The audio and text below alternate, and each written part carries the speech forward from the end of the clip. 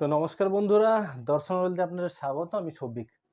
আচ্ছা, আজকে একটা গুরুত্বপূর্ণ মেসেজ বা গুরুত্বপূর্ণ তথ্য আপনাদের কাছে আমি তুলে ধরবো। সেটা হচ্ছে, আপনারা হয়তো জানেন না যে মিউচুয়াল ফান্ড ইন্ডাস্ট্রিতে কমসে কম ৩,০০০ করোড় টাকা এরকমই পড়ে আছে, যেটা কেউ ক্লেম করছে না। মানে হয়তো এরকম হতে পারে যে ইনভেস্টমেন্ট করে কাস্টমার ভুলে গেছে, বিগত ১৫-১৬ বছর ধরে কাস্টমার ভুলে গেছে, হয়তো ব্যাঙ্ক অ্যাকাউন্ট ওনার চেঞ্জ হয়ে গেছে, কেওয়াইসি হয়নি ঠিকঠাক, আরও বিভিন্ন রকম কারণ হতে পারে। তো এটা আমি আজকে আপনাদের কেন বলছি, সেটা হচ্ছে, আমার অফিসে একটা ক্লায়েন্ট এসেছিল কিছুদিন আগে। ব্যাঙ্ক অফ বরোদা থ্রু উনি মিউচুয়াল ফান্ড করেছিলেন ২০০৭-এ। ওনার ব্যাঙ্ক থেকে, ব্যাঙ্ক অ্যাকাউন্ট থেকে ২০০০ করে পার মান্থ একটা এসআইপি চালু ছিল, আদিত্য বিড়লা সান লাইফ। তো যেটা ২০১৭ পর্যন্ত করা ছিল, ১০ বছরের জন্য করা ছিল। ১০ বছর পরে ওনার এসআইপিটা বন্ধ হয়ে যায় এবং ২০২২-এ উনি পয়সাটাকে উইথড্রল করেন।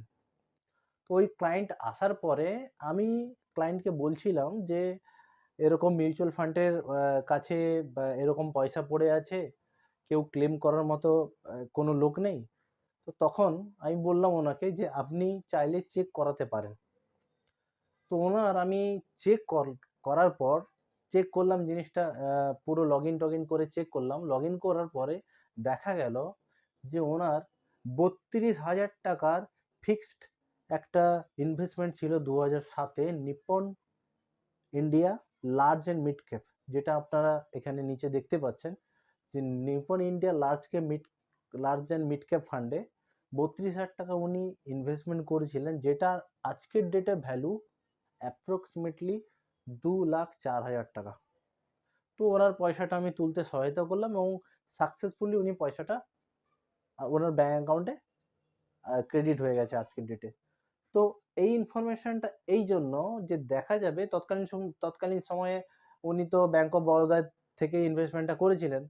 তো এই ইনফরমেশনটা এই জন্য যে দেখা যাবে আপনাদেরও কোনো ইনভেস্টমেন্ট আপনি করেছিলেন, হয়তো ভুলে গেছেন।